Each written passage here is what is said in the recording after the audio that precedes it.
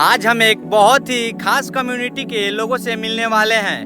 वो है पाल कम्युनिटी के लोग, जो कि आज से लगभग 100 साल पहले भेड़ चराते थे, भेड़ का पालन पोषण करते थे और भेड़ों का मीट खाते थे, दूध पीते थे, उसके खाल को लेदर की तरह इस्तेमाल करते थे।